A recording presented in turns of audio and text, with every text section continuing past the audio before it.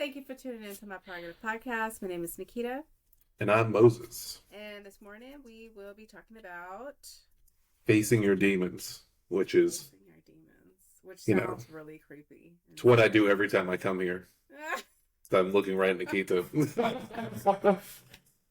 But that was a good one. Keep up. Do I scare you? Are you scared? No. Do I intimidate you? No. No. So you ain't really like facing shit. You just kind of like. I'm literally facing you. We're literally looking at each other. No, I'm saying you're not facing it. You're amongst it. Yep.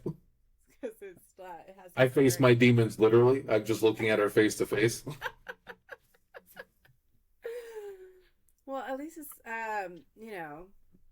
not too bad on the eyes. I No. guess it's probably why it's easy. Demons are more fun. Mm-hmm. Demons are more fun. What Let's be demons honest. do you be having a face? Let's be honest. Heaven's probably boring. Right? It's like nothing to do. It's like, what do we do up here? Like, who's up there? Just a bunch of priests? Like, okay, this is not the fun crowd. What do we do for entertainment? Sing Right? hymns. I've never read the Bible and thought, man, Jesus sounds like a fun dude. I can't wait to turn up with Jesus. Right? It's like, what do you do, Jesus? Nothing really. Okay. Just eat bread and wine and fish. Well, Cool. that'd be fun. For eternity? I guess, yeah. That actually scared the hell out of me as a kid. I thought about that. I was like, wait, so you're sitting in heaven forever? Like, yeah. What am I going to do forever? Yeah, I guess like after a while, it's like, all right, like I came, I saw, I conquered. Like, what are Like, my options? Like at some what are the point, other options? right? How Like can at I some get point, you're there? going to do everything. Like, it's inevitable. At some point, you're going to do everything. And Then it's you like, just, start the process all over. then at some point, you can do everything enough times to be bored. It's forever. Yeah, that's evolution, you know. It's like it goes a full cycle and it takes like billions of years, and then it just like blows the fuck up and starts over again. I'm sure people volunteer to go to hell just to see it at some point. That's what I thought as a kid. Like, at some point, I'm going to get bored. Like, I wonder What's- if they like pass out like hell cards, like hell passes. Like, can I get a pass to it? I don't want to change the scenery. Like, what's going on down there? Like, it's just pain and torment. I mean, I haven't had that in like a million years, so I guess I'll go check it out. That's funny. I'm sure the devil hates us, right? He's like, are you another tourist? Yeah. It's like, just here to check it out, you know? Do you have like a day pass kind of thing? That is such a morbid sense of humor, but I'll get.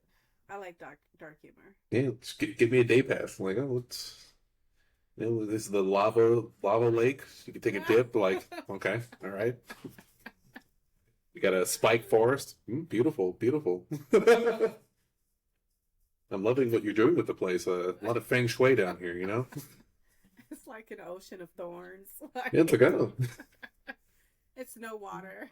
no water. Like, what's that in the background? Screaming. Oh, it's kind of pleasant. Okay. That's the symphony. The screams and the cries and the hollers. That's music to hell's ears. Like, you guys have like a real estate package? Like, could I get like a vacation home down here? Like, is there a Hell Acres, maybe? A gated community for the other heaven tourists? Like, let me just build like right outside of hell where it's like close enough where I can see the action, but I'm not You know. like in it. Like, yeah. I just want to soak up the vibe, you know? I just want to be nosy. That's here. I'm only here for the laughs. I mean, Only here for the laughs. Screams in this chorus. Here's the station. We can all punch the most terrible people in history. Oh. Like, look at the brochure. Oh, these are all bad people. The thing is they can punch you back. That's No, that's part of their punishment. You would just get to punch them. No, they can throw hands. I think that's something. You know what? After an eternity in heaven, I'll fight. I'll fight. Whatever. Why not? Why not? Let's go a couple rounds. See, we're literally talking about facing demons. I know, right? We're talking about it literally. But I'll let you get back to the topic. I'll let you segue us in. Yeah, like what is facing? Like what does it mean to face your demons? Like what does that mean to you? And what like does some of your demons look like? I won't make a joke, so I'll answer the question seriously. Please. I thought of some. I was going to. Playtime is over. That was my first reaction. I was like, I'm going to say hell. something We're funny. back in heaven. It's serious time. Ugh, I hate it here. Just send me back to Earth. I don't know. Facing your demons, I guess, is like facing. I guess it all comes down to like facing your trauma. Something, maybe some irregularity, something you need to correct about yourself that you have been ignoring for a long time, but it's slowly building inside of you. Mm-hmm. So it's like, Moses, you better take care of this. Like, I think I'll hold off, and I'll wait years and years, and come back when it's a problem. Do you think demons are something that we kind of acquire and pick up over time, or do you think that we were like born with a certain subset of them? I mean, I guess both. Because, for example, some people have dopamine addictions, which can lead them to seek more pleasure-inducing activities. And that's not on them. They were just born that way. So, like, some people have, like, gambling addictions or even, like, sometimes alcoholism, or it's like, like, there could be, like... addiction.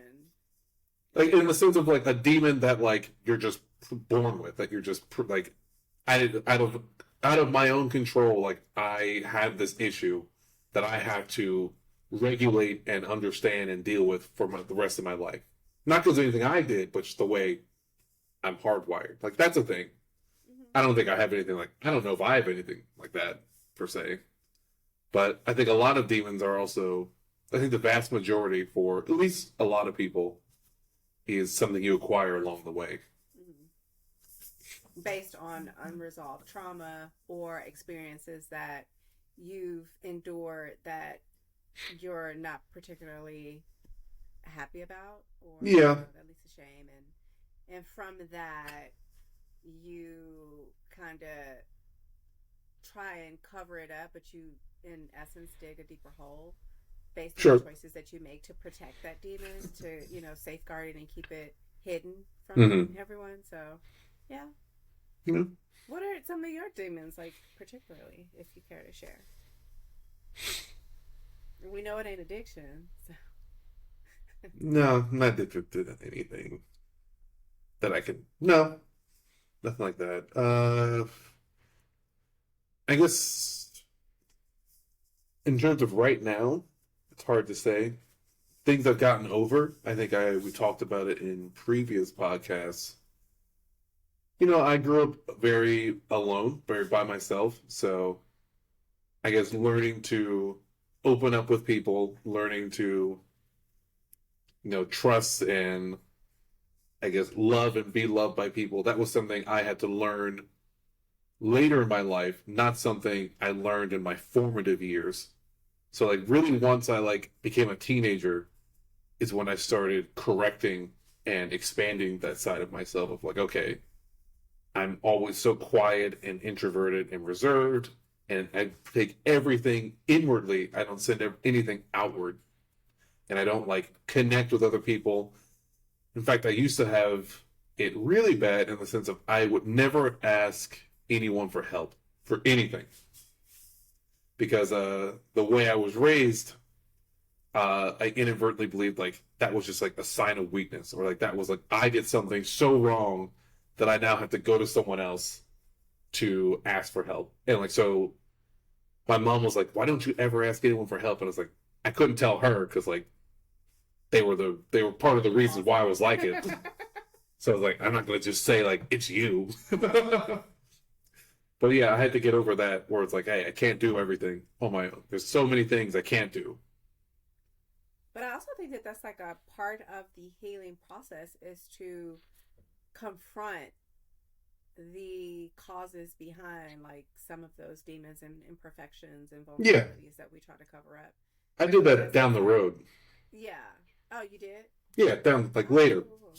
Okay. Once I became like more of an adult, because like when you're a teenager, I was a rebellious teenager, but not like to my parents, not like directly to them. It wasn't until I felt like more secure and like when I truly got over a lot of stuff that I felt comfortable saying, "Hey, you guys really fucked me up as a kid a little bit." Like it wasn't fun. Yeah. It was really, really hard. And, they hit me with the classic, I think, old school black parent line of like, "What are you talking about? You had a roof over your head. You were fed. You got everything you wanted. What do you mean you were unhappy?" It's I don't like think that's just black parenting. I think that that's across the board. it's across the board. But it's definitely old school where it's like, Yeah, old school.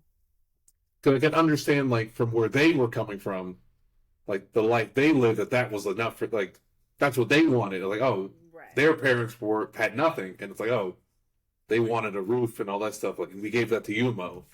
But now Security. it's like, oh, well, I wanted like more emotional support, and it's like, oh, well, we were busy putting the roof over your head. And I was like, I guess, We were busy trying to maintain this luxury, this luxurious lifestyle that we yeah. So that you're accustomed to. Yeah. so I didn't like hold it against them or anything. I was like, Oh okay. no. I was like, okay, I No. get it, I guess. But like, I I got think over it. I think the only time it really gets a little muddy and hard to heal from it is when the party that caused you harm is in denial of their part in it. So, like, a lot of people take offense to it and think that Mm, you're attacking them as a person and that the decisions that they made and how it reflected poorly on you, that they're a bad person. When it's just like, no, you did the best you can. You didn't intentionally fuck my life up, but your mm, choices and that, you're parenting from that fear based perspective of, your upbringings and the shit that you had to overcome, didn't, give me the best foot forward to, yeah. be emotionally successful. So yeah. Like my mom was more apologetic of like, oh damn, sorry, try my best to make it up to you. Like from now on, like, because she's young enough, she'll be in my life for at least like a good chunk more of time. My dad How was the how out. how far apart are your the ages of your parents? They're 10 years apart. Oh, okay. Yeah, my mom's in her 60s. My dad's in his 70s. Mm-hmm. So he was less apologetic. He was like, I didn't do anything You're a wrong. grateful son of a bitch. Basically. So we so he was more stubborn about it, like, yeah, like no. He's like I don't believe that. I was like, well, all right. Yeah.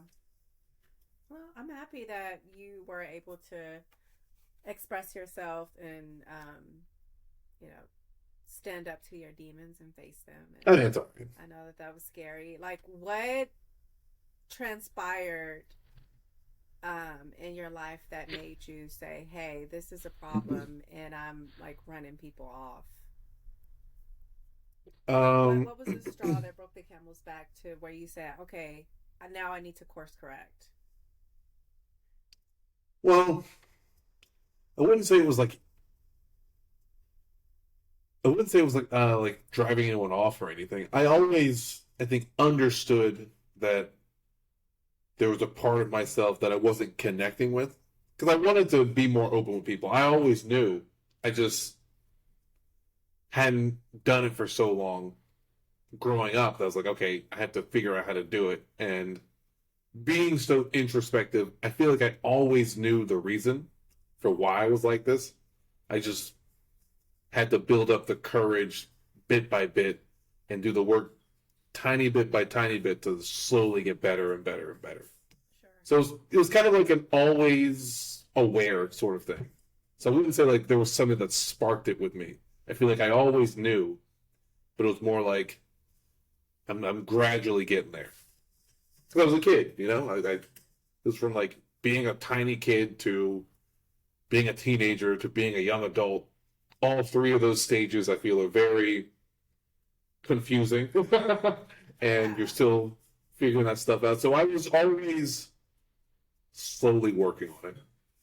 Yeah, I think it's really interesting how like some people can blame other parties on like why their life turned out the way it is, and why they're in shitty circumstances. And I think that story and your response alone like just kind of confirms that, yeah, although we were built a shitty hand and we didn't know any better because that's what we grew up in, Mm. life gives you glimpses of the inconsistencies with the things that you will perceive as your normal day to day. This is just who I am. This is normal to me, Mm. to like, hey, like something's off about this, because you may see someone else in a similar situation and their outcome and their response to it is completely different, and it's just like, damn, like how were they able to respond that way? Or why is their situation different from mine? And then Yeah, that kind of like allows you to turn the mirror and like face yourself and figure it out on your own. And so yeah, I was just like, yeah, so yeah, it's life like that. gives you those. Yeah, it's like that phrase. It takes a village to raise a kid. That like no one is raised in a vacuum of like just their parents. Like you always have glimpses of other families, of other situations. You have tons of relationships probably throughout your entire life, and that's helps form your perspective. Like, okay, his how like my friend, their life is like this. Like, okay, wait, well, he seems happy. Like his parents treat him way differently than mine. It's like I'd like that. Yeah, I like right. a little bit of what he has. Yeah, so it's a really thin line of these are the cards I was dealt, Mm. to these are the choices that I Yeah. made, and this is Mm. why I'm in these predicaments. So Yeah. yeah, life definitely throws you those opportunities to course correct and to self reflect and to make a different choice. But I guess Yeah. thinking about what you're saying in regards to being dealt a hand versus the choices you've made, I can also acknowledge that, like, sure, because of the hand I was dealt, I had certain issues which led me to make certain choices. But I can't, like, take myself out those choices and say, well, that's because my parents fucked me up. That's why I made these bad choices. Like, no, like, it was also me too. You know what I mean? Yeah.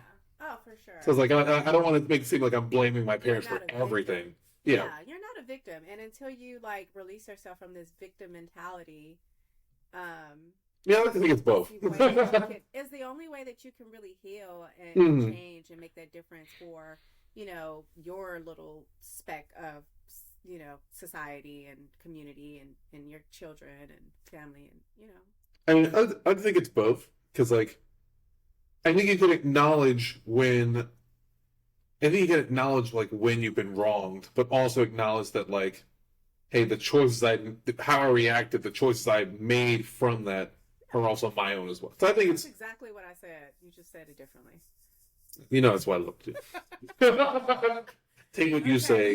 you wanna make the point. Okay, I'll give I it to you. wanted But to, I wanted to it was the exact punctuate same point that I just made, just to for the record. Like even right now. I'm going. reflect. Even right Very now, important. I'm gonna make sure you don't get the last word. I'm gonna always punctuate the things you say, so when people rewatch the VOD, it's like, wow, Moses is so smart. Look at him, wow. Gotta swoop in and use like a couple big fancy words to make just clean it up, and yeah. That's why my But mom it's the said I'd be a same. good It's the lawyer. same shit that I said though. My mom said I'd be a good lawyer. She's like, hey, you can do it. It's like for the court, I'm like, no, he's a good lawyer. He's smart. Like, thank you. Nice.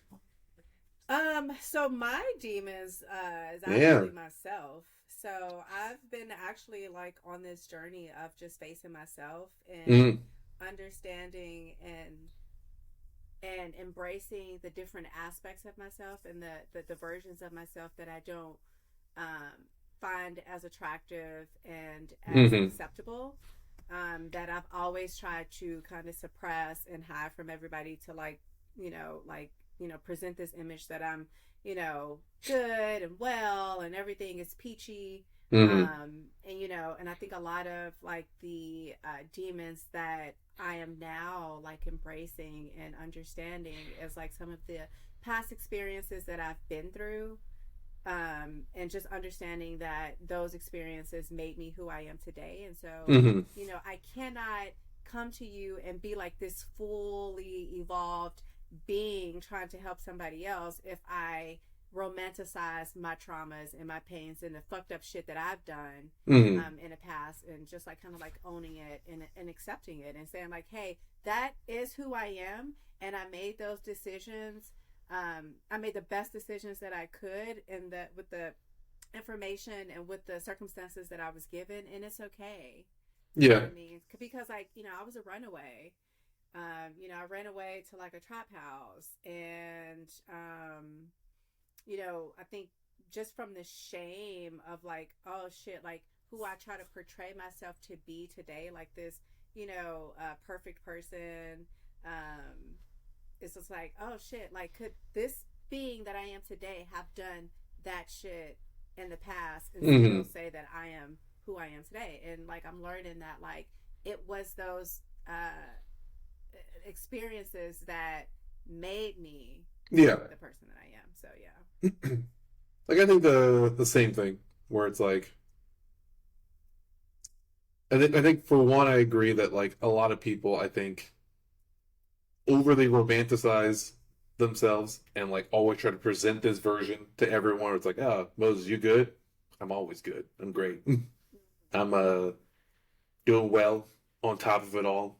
Nothing wrong here. Yeah, or even like for me, like one of the experiences that really caused me harm that I tried to romanticize was like the fact that my dad was, absent from my Mm-hmm. life my entire life. And I would just say, oh, he was deported back to Jerusalem. And so that's why he couldn't be there. But no, fuck that. Like, he could have called. He could have tried to reach out to me. He could have tried to get in contact with me and still build that, emotional relationship and do the best he can with the circumstances that he was given. But he didn't try Mm-hmm. to do any of that. Like, he completely abandoned me and moved on with his life and fucking started a new life and had like seven Mm-hmm. fucking kids and remarried and like like kind of washed his hands at me as like how I felt about Mm-hmm. it. And so I think like before I would make excuses for him to try and rationalize and make myself and reason with him to make myself feel like it wasn't me. I didn't do anything wrong. That was just the way that it happened. Mm-hmm. And I'm not affected by it either, because I had like all my brothers. But in reality, like that abandonment and me not acknowledging that pain and how it made me feel, and not even just like not acknowledging it, but not even knowing that it affected me. So first you have to understand that, hey, this is a problem, and then Mm-hmm. acknowledge the problem, and then that's how you heal. But not acknowledging it and giving him excuses to make me feel better caused me to destroy and sabotage a lot of relationships, romantic partnerships that I felt like the other person Mm-hmm. was fucking up. But really, like, I played a part in it too because of, the abandonment issues that I, faced from my dad. Mm-hmm. So That's interesting. it's another big one for me. It's all right. Safe And, space. right. Yeah. And it's like, once you can face yourself in those demons, which I don't think that they're demons. I think that they're just different versions of, they're you. It's Mm-hmm. me. My demons are me. They're a part of me. So to even say that they're demons and they're bad, like, even just like giving it that connotation makes it seem like it's bad, but it's not. Like it's a beauty. It's a gift from God to Mm-hmm. learn and to share what you learn based on traumas and these demons that we encounter. Mm-hmm. So I mean, I think we all sort of do that sort of thing where it's like, and I know that is like a very common response to especially bad things that happen in your life in time where it's like, you find a way to romanticize to flip it into something that's at least manageable in the moment of like, hey, all this bad shit happened to me. All right, I gotta figure out some way to rationalize it to like get to the next day. Yeah, yeah, for sure. It's like I'd like to think of it like the macro thinking versus the micro thinking, where it's like sometimes the macro stuff I think is what you have to come to terms with in the long run, and then when we romanticize stuff, and that's the micro thinking, like, hey, this is shitty. How am I gonna get through tomorrow? Like I gotta get through day to day to day, and like I have that too because like I don't think I overly romanticized the things I went through as a kid. In fact, I think my family did it for me. They had they had an interesting system about it that always confused me as a young kid. It was like it was manipulation from early on. Well, no, it kind of was because like you know my family is incredibly narcissistic. I would say like, but they're also very successful. So like they can back it up. They're like, oh, Mo, we're the shit. We're great. We're a family of amazing people. All my family members are doctors and scientists and lawyers. Like, everybody's someone. Uh-huh. And they're like, and you, Mo, you're the next generation. You're going to be the head of the family. You're going to be greater than all of us. You're amazing. You're a genius. Perfect. But then at the same time, if I ever failed or messed up, I would get punished like severely. And so it was like no room like for mistakes. Like you have to be above reproach. But it was almost like they did the romanticization of my trauma for me, if that makes sense. Yeah. Because oh, like I get a B or a C on a report card, you know, I get a whooping, and then you know, then later that day it's like, well, Mo, you're the descendant of pharaohs. You're amazing. You're gonna be the greatest person in the world. It's like, okay. So it's like, it also like tricks you and kind of primes you to beat yourself up too, because it's like, damn, like I'm supposed to be this. Yeah, and then you can see why I never asked for help. So it's created a problem in young Moses that I never asked for help because it's like, oh, I suck if I fail. If I fail, I get hurt. If I fail at all, I get beat up.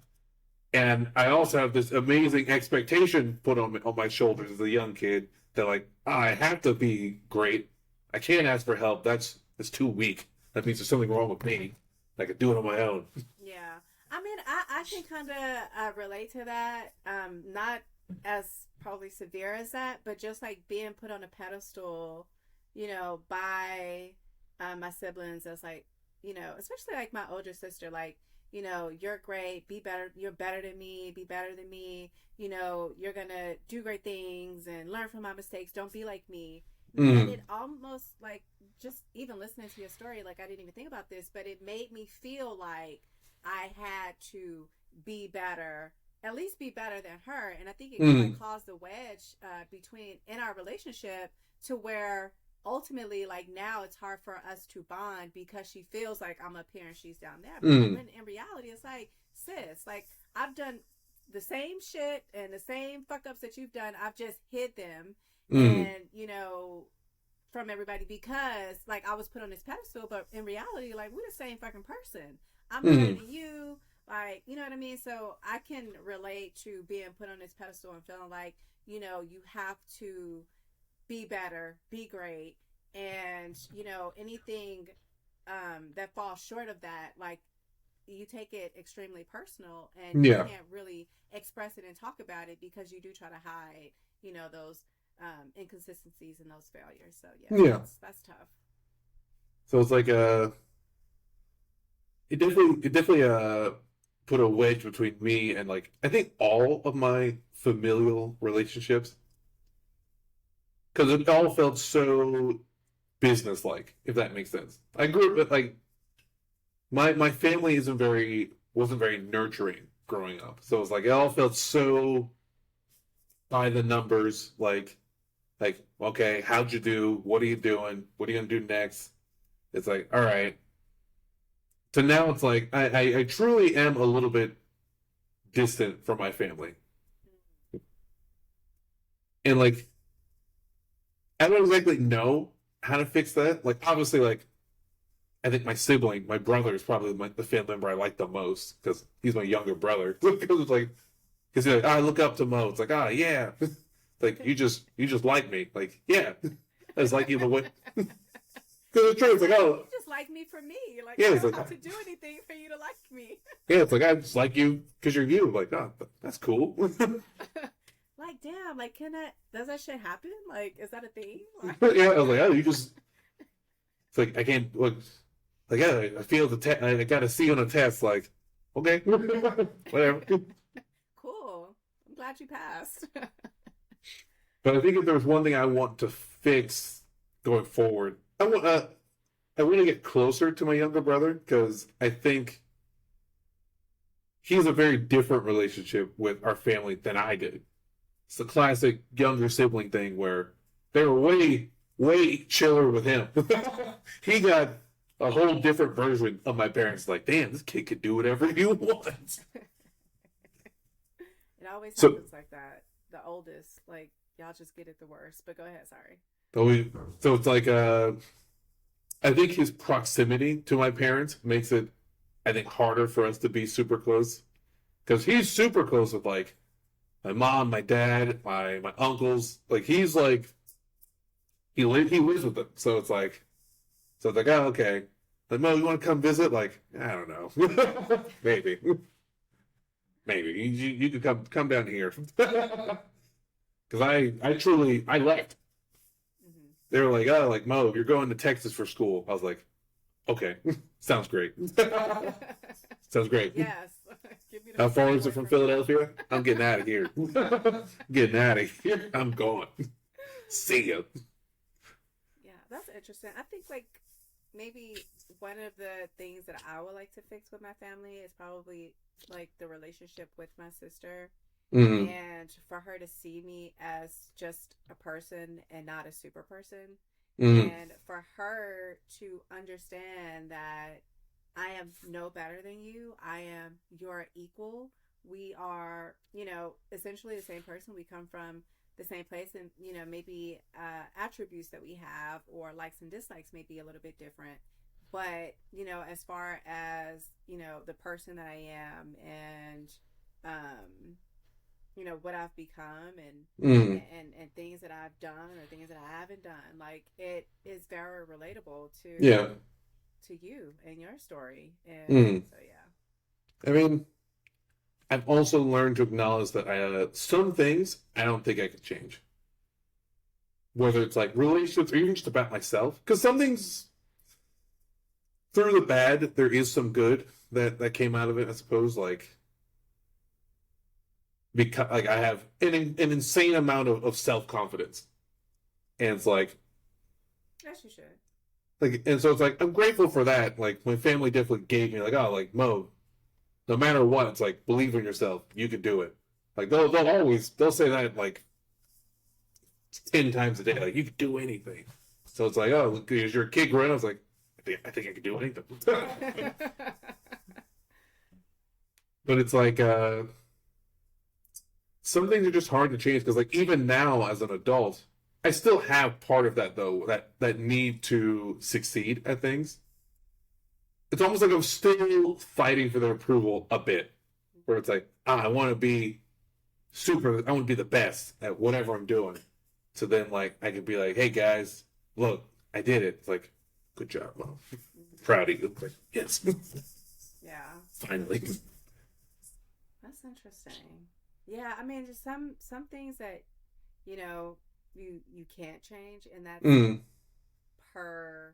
and I think has a lot to do with the other party's perspective on things. Just like I was saying, this pedestal that I felt like my sister put me on and I had to live up to. Yeah. Now the person I am today, like, I fucking broke the pedestal. Like, I was like, fuck this. I'm coming back down to where you are, but the relationship is going to be the relationship until, she understands that there's no judgment. Because it's a two-way thing. It's a two-way thing. So the same with want that for us, but she has to get over. I get that. Because it's like the same with mine. Because, like, my parents are still here. and like they're different, but not that different. So I won't have peace. It's almost like a way for me to secure, like, Mo, are you good? Like, are you the see yet? I did. You can leave me alone. As dark as it sounds, like maybe like as long as they're here, I'll probably always have a bit of it because like that's just the nature of our relationship at the moment, and I can't change our relationship on my own. Yeah. That's to also come from their side too.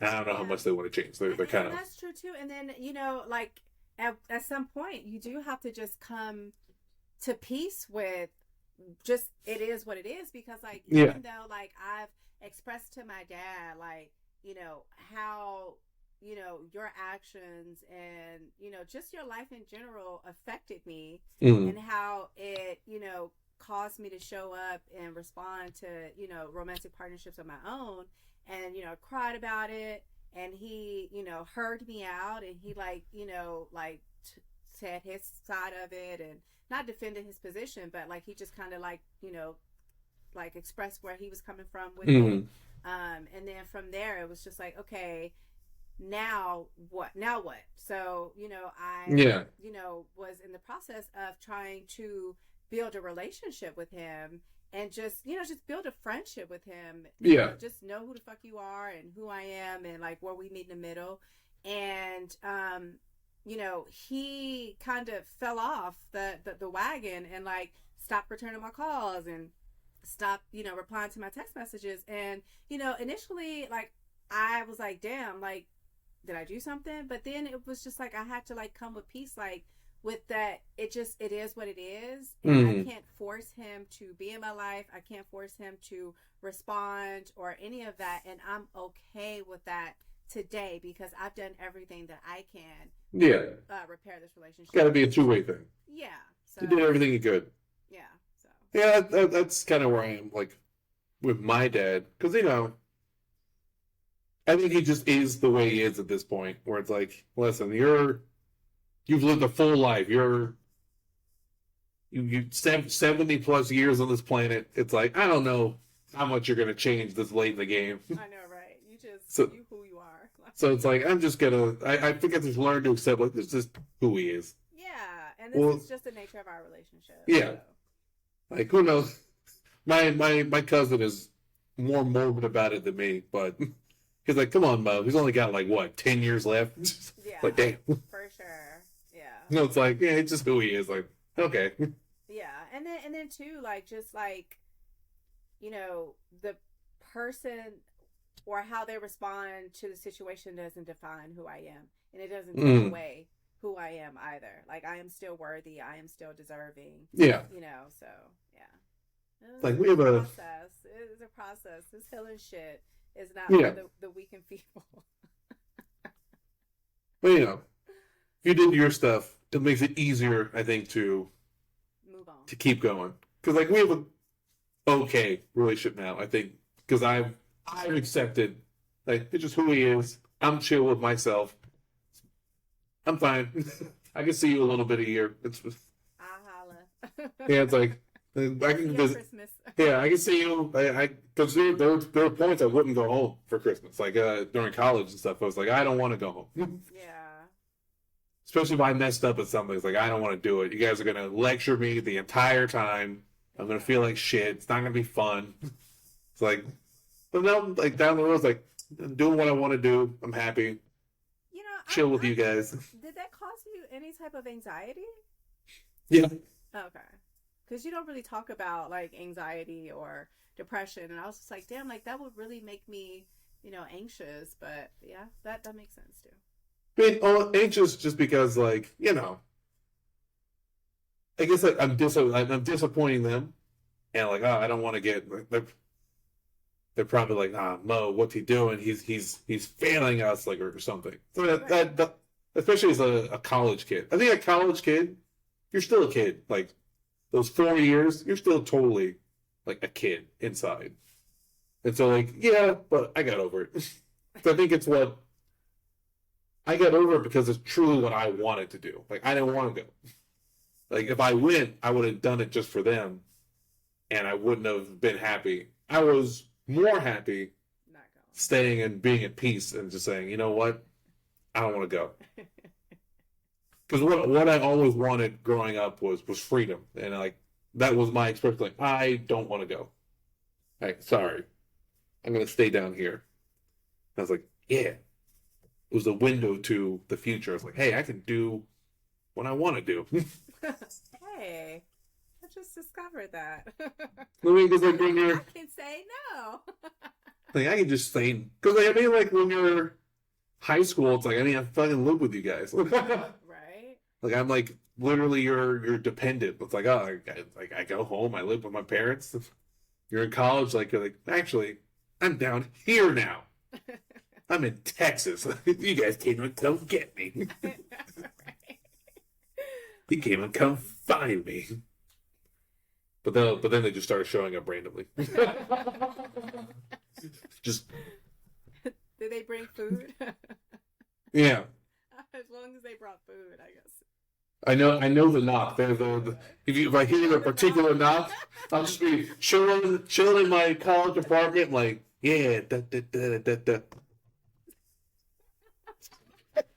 So you like turned off all the lights and all Yeah. Close the blinds, like, That's funny. oh shit. Oh my They're here. They've come. My fucking horror movie monsters. We know you're in there. Your car's out front. Shit. That's funny. You truly start looking at the windows like, can I? Make it right for me. Oh my gosh. I think this is a good place to end. Did you want to? Yeah, that's a good place to end. Alrighty. Thank you guys for tuning in. We will see you next week.